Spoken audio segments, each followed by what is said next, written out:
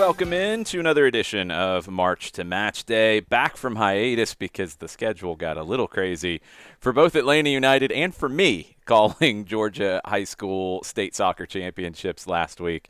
So welcome back to March to Matchday. This is where we will dig into everything as we get ready for Atlanta and Charlotte on Saturday night. You can listen on 92.9 The Game starting at 7 o'clock for the Five Stripes Countdown. Kickoff 7:39, full-time report to follow the final whistle, as well as the unified match to follow the final whistle. You can watch that on atlutd.com/live, as well as hang out in Mercedes-Benz Stadium and go down and sit between sections 126 and 130 to be part of it and support the Atlanta United unified team.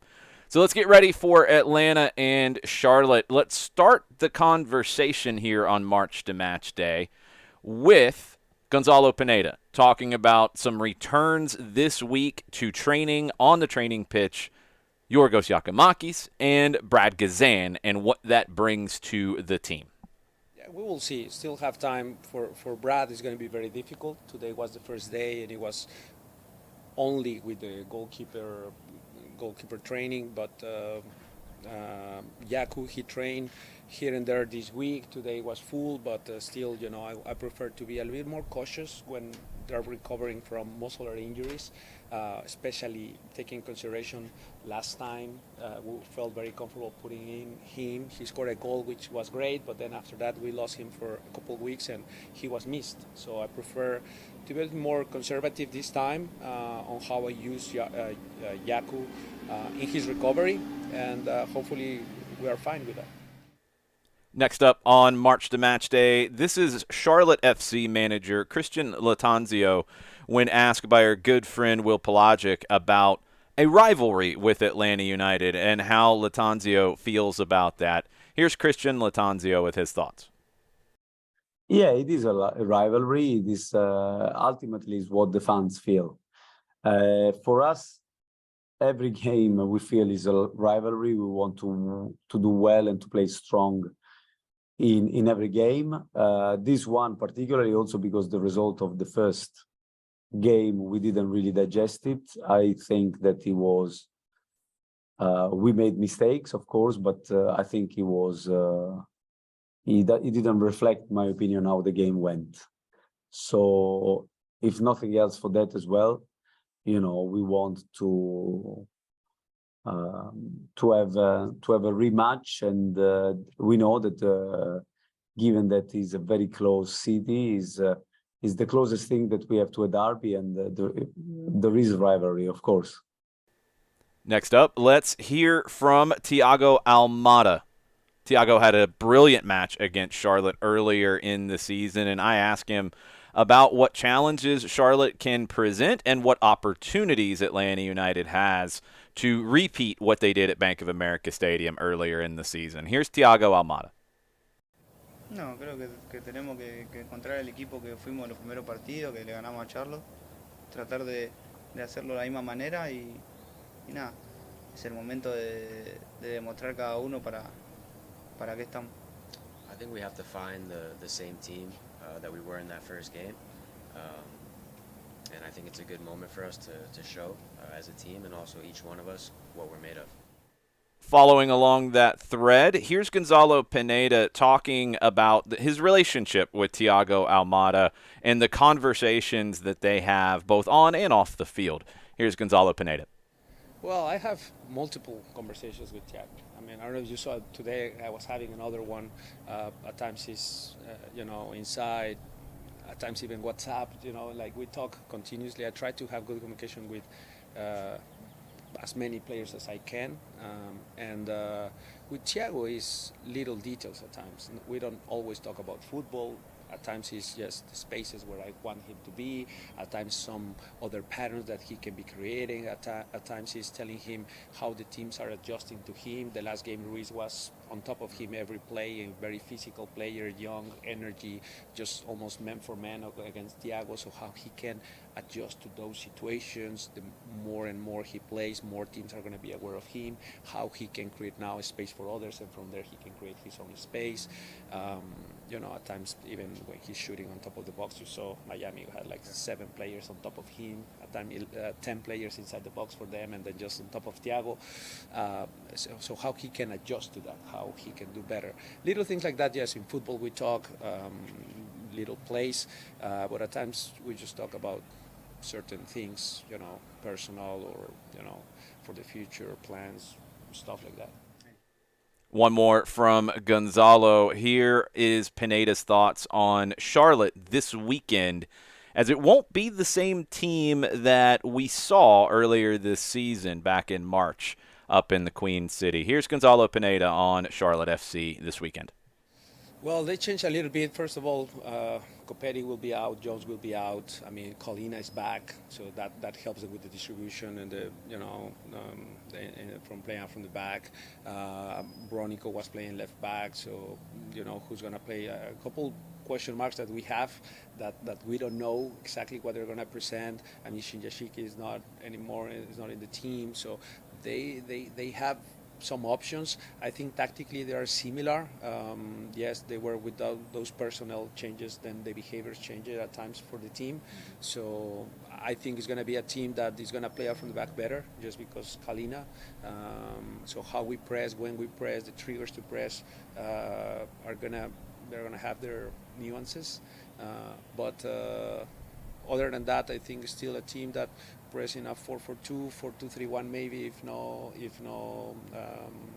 Copetti, so maybe it's someone as a 10 and then Swiderski as a 9. Like they can do a couple things there, but I think it's similar patterns of pressing and triggers they have, and I think we're going to be prepared. More Atlanta United players spoke to the media this week. You're going to hear from Juano Purata and Amar Sejdic in our next segment. Juano Purata ask about the balancing act between center backs trying to build up the play and playing long, skipping lines of pressure, but also playing more direct and playing more 50-50 balls further down the field. And Amar Sejdic, I asked him about counter pressure and how in these last couple of weeks maybe that wasn't as strong for Atlanta United as it's been in previous matches this season, including the match in Charlotte. Here's Juano Purata and Amar Sejdic. No, I think the team likes to play from behind, to build up, and we have to take risks. It's a game. We like taking risks in the game, during the game. We always want to have the ball, to start building from the back, and sometimes we're gonna play good. I mean, the back line, we're gonna find those passes, and sometimes we have another team in front that maybe they press us good, or maybe they let us play, but we are always trying to play. That's our style. I always think we can improve. For me, counter pressure is very important. I just think that the 5-second rule after you lose the ball, I think is very important, especially in the middle of the field when it's lost. If everybody's on a sprint, finds the ball and covers up some space, you win that ball, and then you can have another counter attack right there. It's not. I haven't really been insanely focused on it or like trying to visualize it in the videos I've been watching, but I think it's always something that you can improve for sure, both individually and as a team. I think we can. Describe the 5-second rule? Yeah, basically, say if there's a turnover in the middle third, the final third of the field, as soon as that turnover happens, guys swarm. The guy who's nearest to the ball has to press the ball. If the ball progresses, that guy moves on to the next press, and then for that 5 seconds, everybody's on a sprint. You recover the ball, and then you establish possession again. Two more clips from Christian Latanzio. First on adding our old friend Justin Merrim to the Charlotte roster, and on Latanzio's faith and maybe that being justified by recent performances from Kamil Jóźwiak. Here's Christian Latanzio on Justin Merrim and Kamil Jóźwiak. Very well. Very, very good. I'm very happy with Justin because, first of all, from a personal point of view, because he's a guy that brings good energy, positivity, experience. And I hope that he's enjoying his time in Charlotte, even though he just arrived, as much as we are enjoying his input. So I'm very happy with him.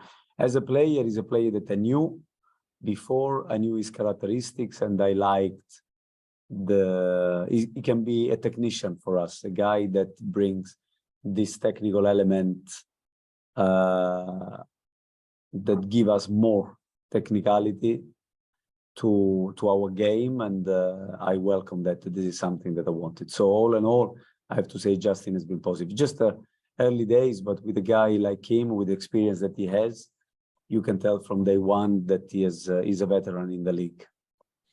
Yeah, I think that honestly, I think we live in a world that people want to have things right here, right now, and I think that life doesn't work like that. At least this is what I learned with a bit of experience. I think that you have to look deeply into situation and in life in general, and to give people time to adjust and to know each other. And people are too often ready to jump to conclusion when they don't have enough elements. They just comment about what they see, and we don't take time to observe really and to give us time to reflect. I could see Camille doing well also last season. At the end of last season, it was when we played one of our more complete games against Philadelphia, when Danny scored 4 goals. I think Camille was instrumental in many of those moments. And you can tell that he was growing as a player. And then I know that people were starting to have a go at him because of numbers, because of DP status. But if you observe the way he played, the way he contributes, it was just a matter of time for me. And also he's relatively young still.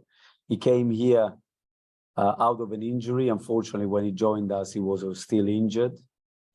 And so he didn't have the easiest of the start. And also with him, I also had we had some frank discussions, so to speak. But it was a way of knowing each other. And then the more I know him, the more I am convinced that this guy has got many, many qualities that I like, in which I believe, that I trust. And so I'm not surprised. I'm not saying this because I want to have a revenge against nobody. I'm just focused to get the best of each player that I have in the squad. So I'm not going out to have a revenge about no one. This is not the way I like to live my life. This is not my style. I like to go and get the best out of everybody if I can. This is my focus.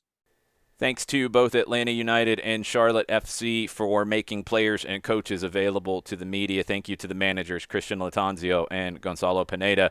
And thank you to Atlanta United players Thiago Almada, Amar Sejdic, and Juano Parata for speaking with the media this week. Couple of thoughts from me as we go into this one, and I want to go back to the comments from Amar Sejdic when I asked him about counter pressure. I think in the last 2 games on the road, and you could even throw the Chicago game into this to a degree, I think you faced 3 teams that really did not try to play out of the back. It took the counter pressure away from Atlanta United to a degree. Now, Charlotte is a team that generally does like to play from the back. At home and on the road, 2 different scenarios, though. How much will they try to build out of the back in this match at Mercedes-Benz Stadium? That's a big question coming into it, because if they try to build up the play out of the back, which is their personality, they're one of the leading teams in possession in Major League Soccer in 2023, Atlanta's counter pressure can become a bigger factor in the match. Miami didn't really try to build out of the back. Nashville doesn't try to build out of the back. Chicago didn't really try to build out of the back. So Atlanta's counter pressure didn't really get an opportunity to activate. And we saw against Charlotte earlier this year, counter pressure, and Amar Sejdic led it to create the opening goal, jumping into the passing lane, knocking the ball forward, not letting Charlotte breathe. That was huge for Atlanta United in that match. And it can be huge in this one if Charlotte tries to build up the play. If they don't, then you're looking to win those 50-50s. You're looking to win those duels, whether it's Santiago Sosa or Franco Ibarra in the midfield. The center back pairing, we'd expect Miles Robinson, who is leading Major League Soccer in winning aerial duels, alongside Juano Purata, and we know how good Juano Purata is in those aerial duels. First win, part of the equation. Second win and controlling the ball is the most important part of that, and it's something Atlanta United will have to do in this match against Charlotte if they decide to not try to invite the counter pressure and try to play over the top and play long. Now, they're not really built to do that in this game. They're missing Enzo Capetti. They're missing Derek Jones. Those are yellow card accumulation suspensions. They're also missing players potentially due to injury. They played in the midweek in the Lamar Hunt U.S. Open Cup. They advanced with a win over Orlando. So where are the legs for Charlotte? What is the lineup going to look like? And I think there's a ton of questions about this. And what is their approach going to be? Is it going to be true to their identity, or is it going to vary because it has to in this game and because they're on the road? And like I talked about on Atlanta Soccer Tonight this week, road form in Major League Soccer among Eastern Conference teams, and it's the same among the Western Conference teams, but slightly better than the East. Road form is really difficult this season. 16 wins from Eastern Conference teams on the road. That's all. That's it. Only 3 teams have more than 1 win. It's very, very difficult to get points on the road. Does Charlotte, after playing a midweek game, do they come in and sit back and defend? Hasn't really been their MO under Christian Latanzio. Will it be out of necessity in this one? Atlanta United, question mark in terms of Yorgos Giacomakis and what his availability could be. He is listed as questionable for this one. Osvaldo Alonso, Brad Gazan, both have returned to training, but they are listed as out for this match. Giacomakis listed as questionable. I'd be surprised if he started, but how much can he give if called upon? And if he doesn't start, and I'm not expecting him to, what is the combination up top for Atlanta United? Caleb Wiley is with the team for his last game before joining the US U20 squad.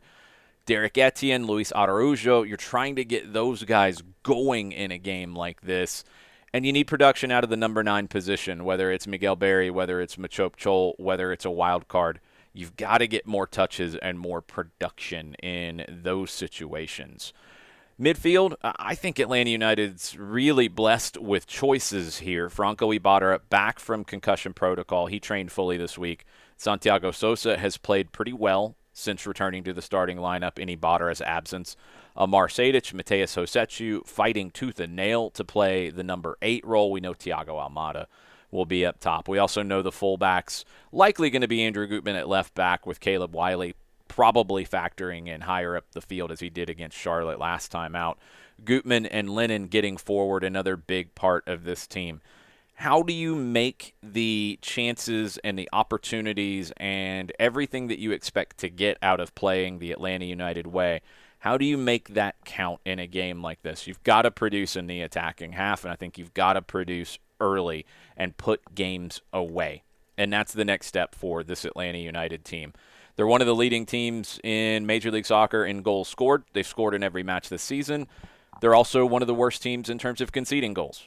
And there is a bit of a trade-off that you have to make if you're going to commit numbers forward, but you've got to handle the transition moments a little bit better as well. And that's all part of the identity of a team. I'm going to leave you with this. And again, broadcast plans for this weekend. 7 o'clock, Five Stripes Countdown. 7:39 kickoff, full-time report to follow. You can listen on 92.9 The Game. You can listen on the Odyssey app. You can listen on the Atlanta United app. You can watch on Apple TV's MLS Season Pass, and you can even choose our game audio there. Just go to the audio selection and go to Home Team Radio. But I'm going to leave you with this clip from Gonzalo Pineda, our own Joe Patrick, ask about from a broad perspective, the role of coaches, because in the sport that we all love so much, coaches aren't calling plays. Coaches don't have timeouts to use. Coaches can't bring everybody together on a regular basis and break out the chalkboard and draw what they want players to do. Gonzalo speaks about that, and he talks about this being a player's game. But he also goes deeper into, I think, the idea of how Atlanta United wants to play.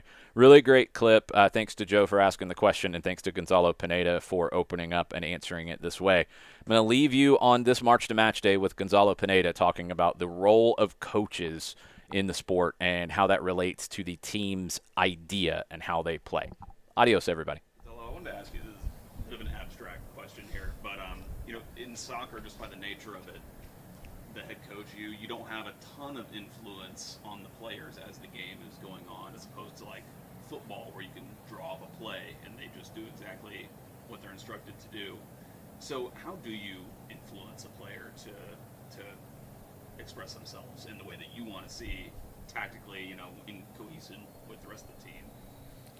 Well, it's a very abstract question, of course, and I don't know how abstract I can be with my answer, because I think, number one, the football game, it belongs to the players. It's the players' decision. It's not coach's decision. Now, how we can affect that is through the idea. I heard Menotti many times saying a football team is an idea. It's an idea. What is the idea? What are the identity of the team? What we want to accomplish in every game. So you have to pass that message to the players, understanding what type of football we want to play. Do we want to be parking the bus, waiting, playing at home, 4-4-2, 4-5-1, defend, counter when possible, maybe a set piece, and that's how we're going to score goals. That type of football is exciting for us. Do we like to play that way? And if that is the plan, let's train like that.